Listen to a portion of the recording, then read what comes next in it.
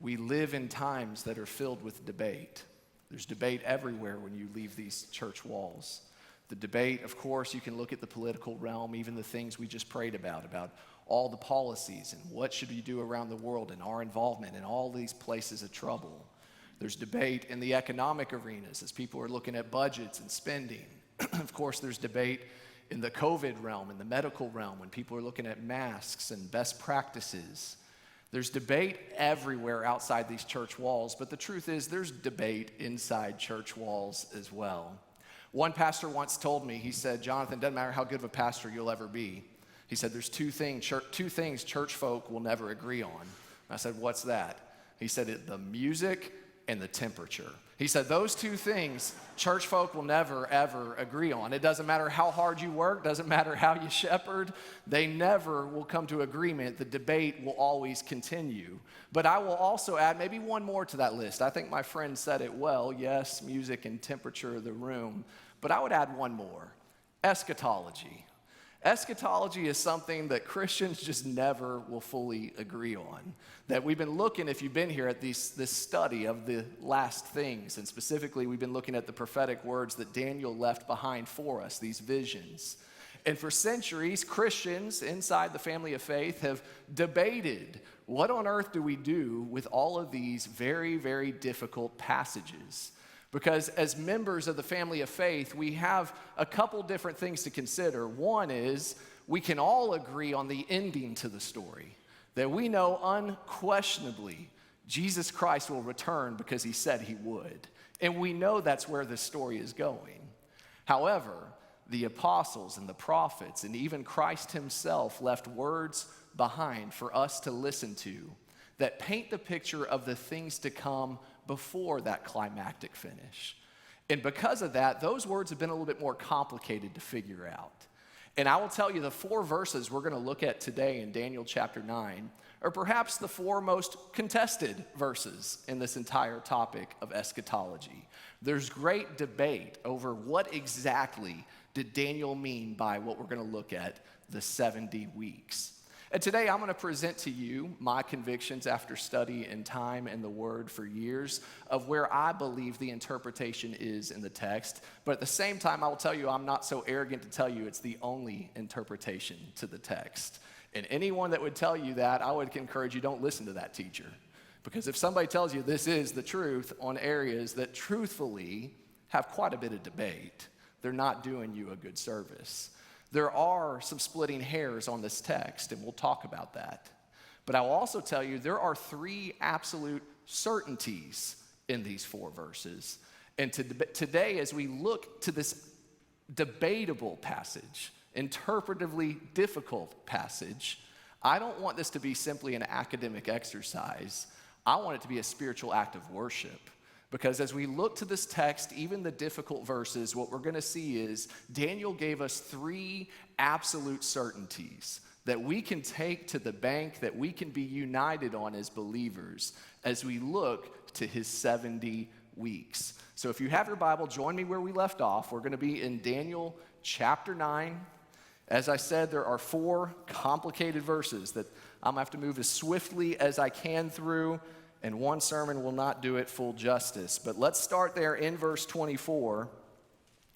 We're told 70 weeks, so this is the theme, this is the topic, are decreed about your people and your holy city, to finish the transgression, to put an end to sin, and to atone for iniquity, to bring in everlasting righteousness, to seal both vision and prophet, and to anoint a most holy place. Now let's just pause there. So I want to remind us where we are. Hopefully you were here last week and you heard the sermon on the first part of chapter 9. If you weren't, I encourage you to go back and listen to it later. But to give you just the brief context of what on earth is happening here, you remember in chapter 9, Daniel picks up some scripture. He picks up the words of another prophet, Jeremiah. And it's difficult times. Daniel is now in his early 80s. He's been in exile for 66 years. He's lived through 2 Babylonian kings. And then we're told that other empire came in, the Medo-Persian Empire. Daniel was warned it was going to happen in chapter 2, 7, and 8. But chapter 9, God always fulfills his promises. And there's a new ruler in town. And Daniel goes to the word. He goes to Jeremiah's words specifically, seeking counsel, seeking hope during a time of turmoil.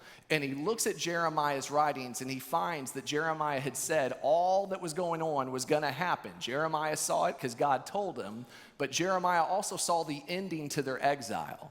That he read most likely those words in Jeremiah 25, that it was only going to last 70 years. And perhaps he then read what Jeremiah had left behind in the 29th chapter, that Jeremiah told Israel that God had plans for them, not plans for harm, but plans for good, plans to bring them hope and a future. So Daniel suddenly has it all click right there in the text where he's looking at it and he's saying, in 70 years, there's hope, there is a future, we're not going to be here forever. And you remember what he did last week when it finally all clicked and he realizes the countdown is on? He started praying. And he started praying, he started confessing his sin, the sin of his people. He started petitioning, saying, God, please do what you said you were going to do. And he starts praying fervently for all this stuff. And then miraculously, a guy named Gabriel, an angel, just shows up. And at the end of that text last week when we studied it, Gabriel shows up, and in the 23rd verse, he told Daniel, I've come to bring you understanding. And why? He said, because Daniel, you're so greatly loved. God loves you. He's listening to you, and he wants you to hear the answer to this prayer. And the answer comes in the form of 70 weeks. Because Daniel's petitioning, saying, God, will you please restore Israel? Will you please make everything better? Will you please get rid of all of our enemies? And Gabriel says, yes, he will, in 70 weeks. Now, that word week, when you study it, pretty much every scholar will tell you it notes 77s. Some of your translations will actually say 77s instead of 70 weeks, because each week signified 7 years. So he's told that there's this 70 set of 7 years. 490 years is the answer Gabriel gave Daniel, because Daniel's saying, Lord, how long will it happen? Please, will you make it happen? And Gabriel says, yep, in 490 years, which not a great start if you're Daniel. You're thinking, well, I don't know. I was hoping more like maybe in like 3-4 years, what I was thinking when I was doing the math. But what's also interesting is Gabriel tells him 490 years, but he also shifted the focus, because Daniel's praying for physical deliverance for his people, for God to restore the glory of Jerusalem. But did you catch where the focus was from Gabriel? He said, after 70 weeks, yes, God's going to answer your prayer, but the way he's going to answer it is he's going to finish all the transgressions of the world. And he said he's going to put an ending to sin. It will no longer exist. He said there will be an atonement for all iniquity, that there'll be an everlasting righteousness that cannot be taken away. And he said there will be a most holy place anointed forever. And what an interesting shift in the language, because the Israelites, as they're praying, they are praying for a physical deliverance. They're praying, God, get us out of this place. Lord, fix our land, heal our land, get us back to the way it should be, back during David's day. Send us a military leader, send us a king. And what is the form of the resolution? Spiritual healing. That they're shifted on all the darkness, saying, Lord, will you get us out of this darkness? And what's God's answer? I'm more worried about getting the darkness out of you. I want to pull it out of you. I don't want that in you anymore. Because they didn't get there because God lost a battle to the Babylonians. They got there because of the sin in their hearts. So Daniel hears immediately a great vision that not only is God going to get us out of here, he's going to get all that mess out of us. And we're trying to learn our first point today. Daniel says there's a certainty through these 70 weeks you and I can cling to, and it's simply this: our sin can come to an end. Our sin in this world can come to an end. For years, the Israelites had been working so desperately on their sin problem that if you know anything about the Old Testament, you remember that they atoned was a word that Daniel used. They would atone for their iniquity. They would try to appease the wrath of God through a substitutionary sacrifice. That to atone, they were trying to make things right, would be a translation of that word. And the way they would make those things right, them and God, and deal with their sin was through the slaughter of animals. But in the book of Hebrews, we're told through the author that slaughter of animals, the slaughtering of animals, was not sufficient. In Hebrews chapter 10, verse 1, we're told, "For since the law has but a shadow of the good things to come instead of the true form of these realities, it can never, by the same sacrifices that are continually offered every year, make perfect those who draw near. Otherwise, they would not have ceased to be offered, since the worshipers, having once been cleansed, would no longer have any consciousness of sins. But in these sacrifices, there is a reminder of sins every year." And here's the key: "For it is impossible for the blood of bulls and goats to take away sin." Year after year after year, Israel would try to atone for their sin. They would offer all these sacrifices. In fact, they even had a day of atonement in Leviticus 16, if you want some light reading. And on that day, a high priest would even offer an additional offering for all of Israel, that they constantly were trying to make things right from their sin, trying to pay that penalty, trying to get rid of the guilt and the shame. But they kept coming back to the altar. And why? It's because those were insufficient. They were inadequate sacrifices. It didn't matter how hard they tried to clean themselves up. They just kept getting dirty over and over again. I've got 3 kids in my household, as y'all know, 9, 8, and 4. And when you've got kids in the household, that means, generally speaking, you're going to have a dirty household. And I try over and over to clean my house. And by me trying, I mean I also make my kids try, and I make them clean up the house. Bethany and I will look at the house usually on a Saturday, and it's a train wreck, and we'll try to make the kids tidy things up, clean things up, put things away. But if you're a parent with small children, you know how it goes. You clean things up, and you leave the room, and the mess is right back where it was. It doesn't matter how hard I try or they try to clean up our house. They can't get it right. And it's the same thing in our lives. It doesn't matter how hard you try to clean yourself up. You're not going to get it right. That one day you'll say, well, I'm going to stop talking like that. Oh, really? Let's see how long that lasts. I'm going to stop looking at that. Okay, let's see how that goes. I'm going to be a nice person. I'm going to be generous. I'm going to do this and that. We always go to this works-based righteousness where we think somehow we can fix ourselves. But the reality is we clean up one mess and another one pops up. It's just the way life works. And that's why Daniel says there's such a better solution, that one day there's going to be an everlasting righteousness, that iniquity will be fully atoned for. And what he's seen is a prophetic picture of the ministry of Jesus Christ. In Daniel chapter 7, he said a son of man is going to come down.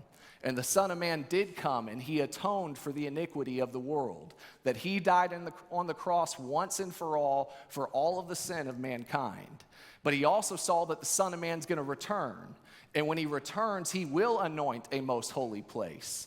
And there will be an everlasting righteousness. And sin will be no more. And it will be forever, because our sin can come to an end.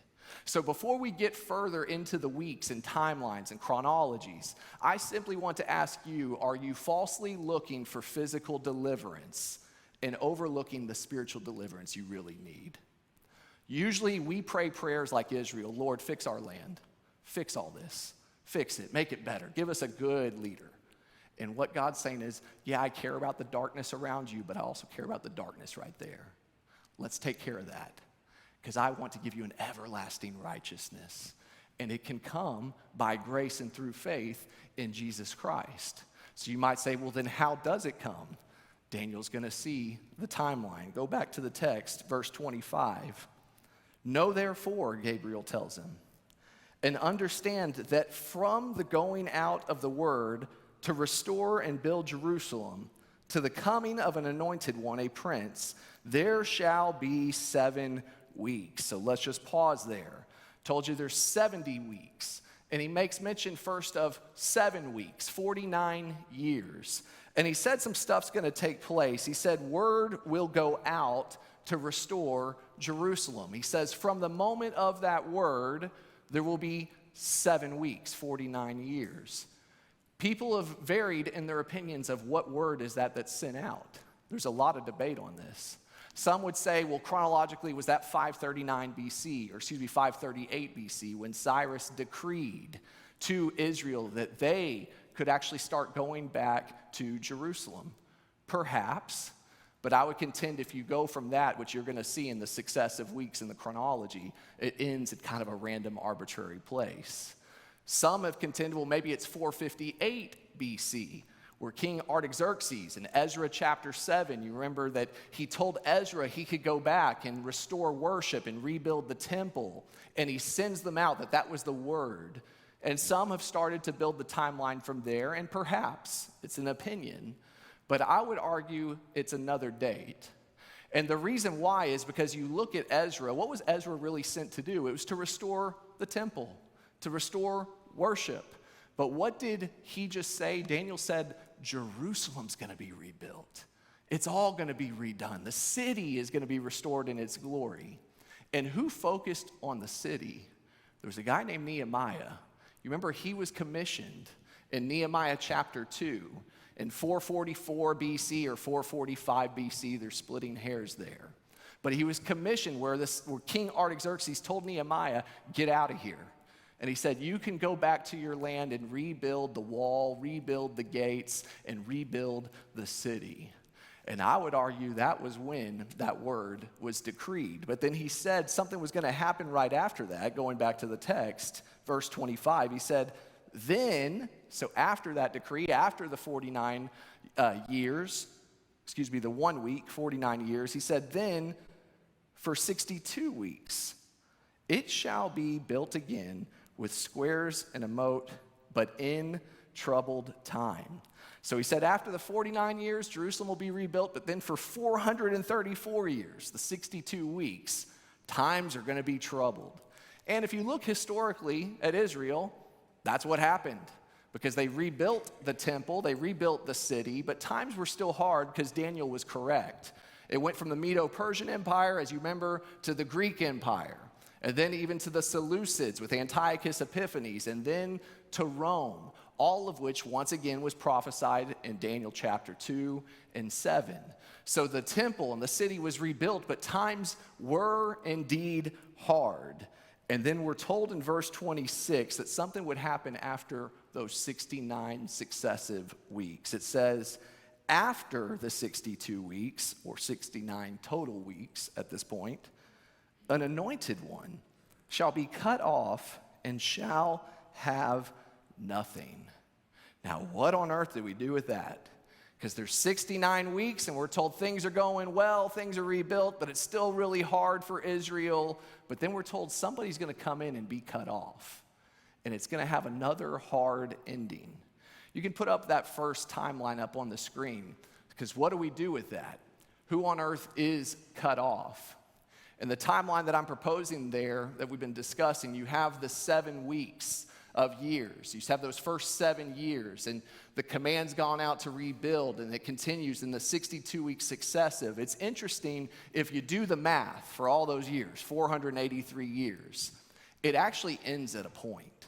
From the decree that was given to Nehemiah to, you see the cross there. And depending on how you count it, some people, once again, it's splitting hairs. Is it to him being cut off there at Palm Sunday or there at Good Friday?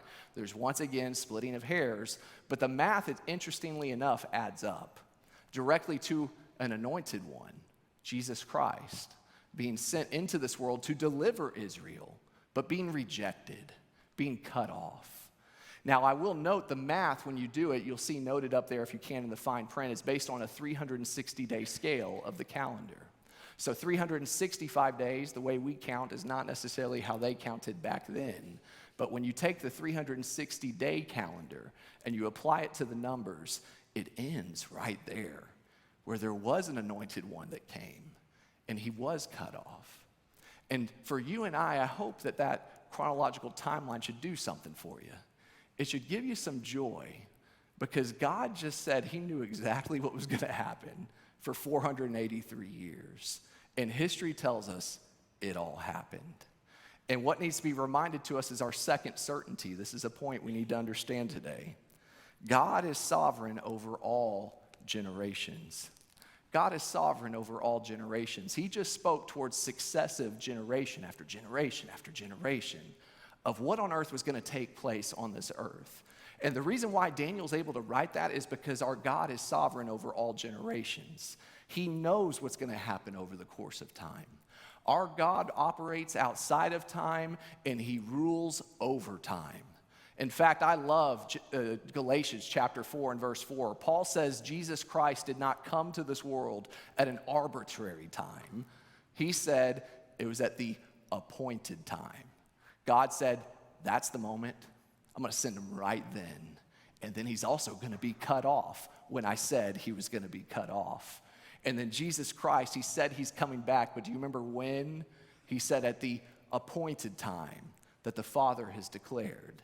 That God is sovereign over all time, that there's nothing that catches him off guard.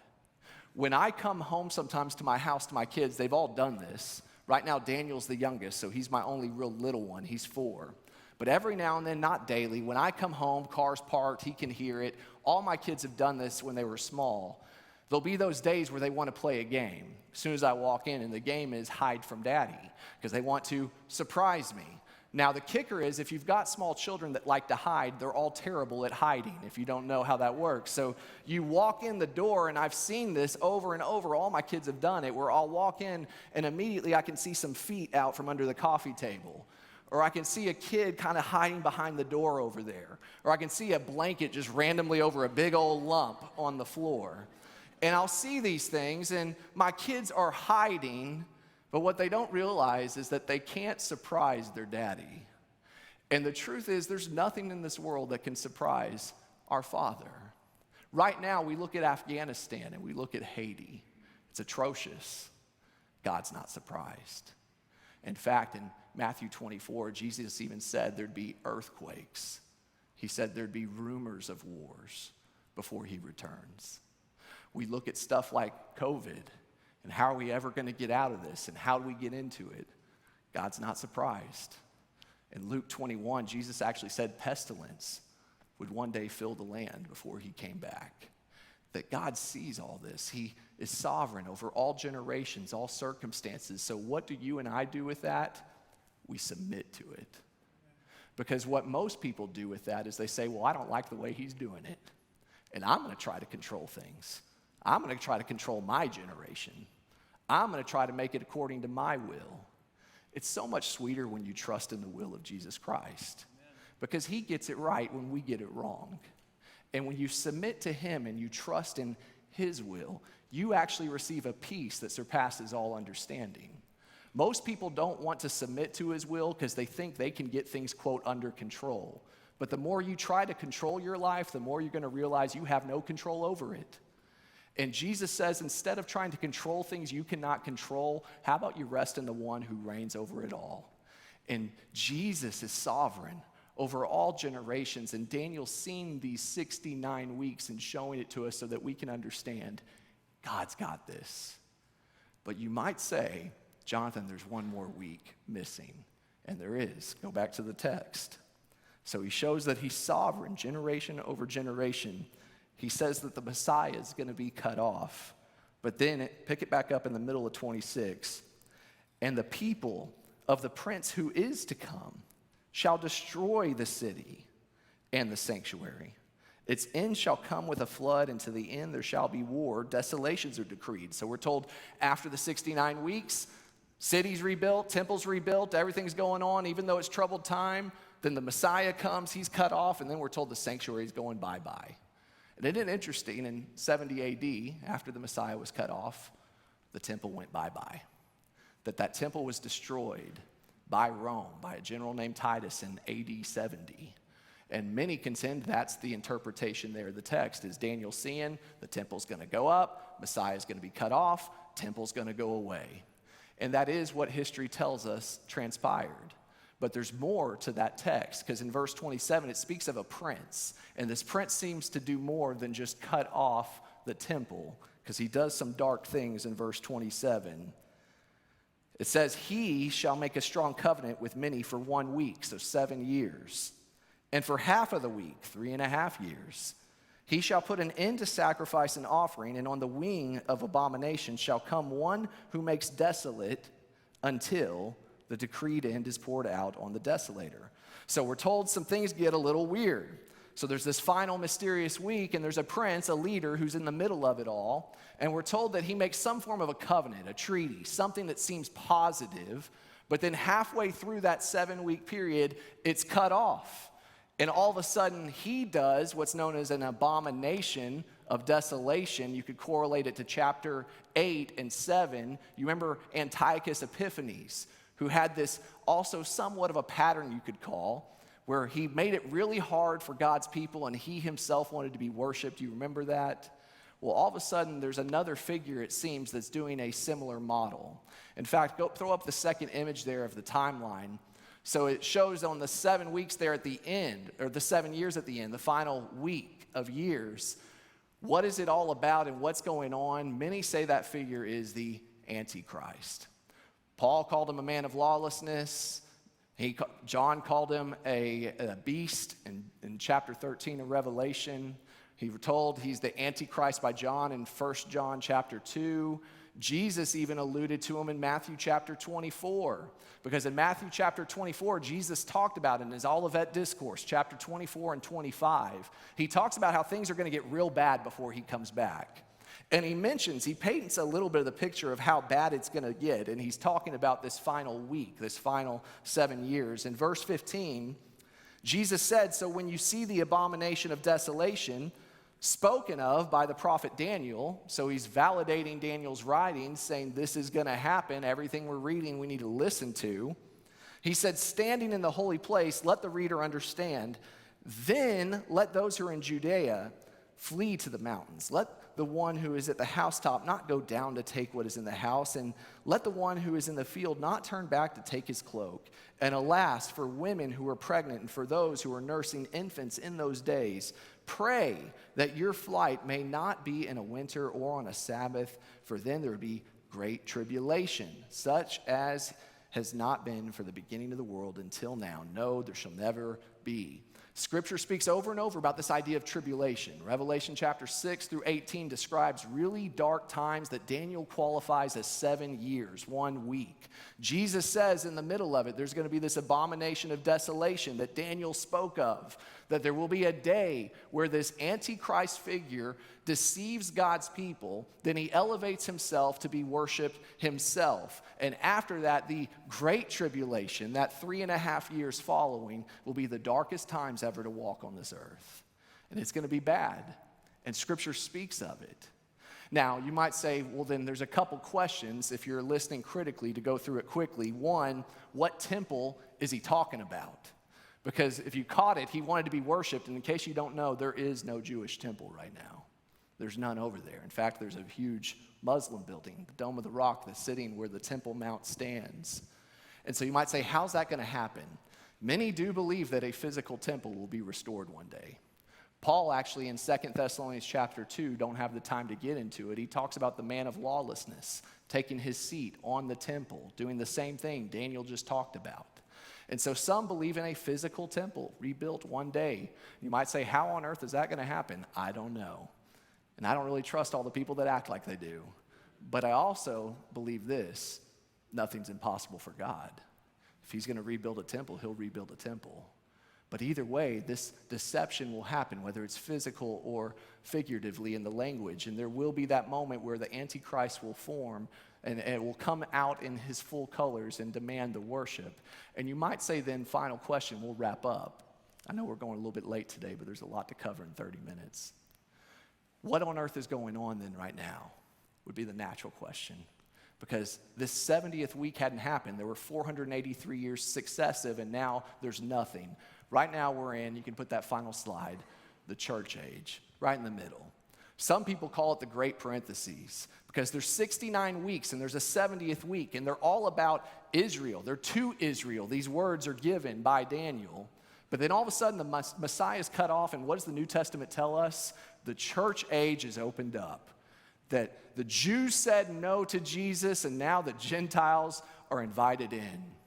And that right now, Jesus even said in Matthew chapter 24, before he returns, the gospel has to go across all the world, that he's given an opportunity for all of us to have our iniquity atoned for, that all of us can be brought into the promises of God. Our sin can come to an end. We can experience everlasting righteousness. We can live in that most holy, anointed place.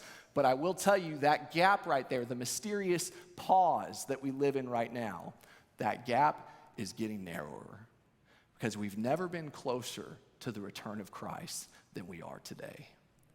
And he will return, and he is letting this gap open up right now so that you and I can understand our third and final certainty.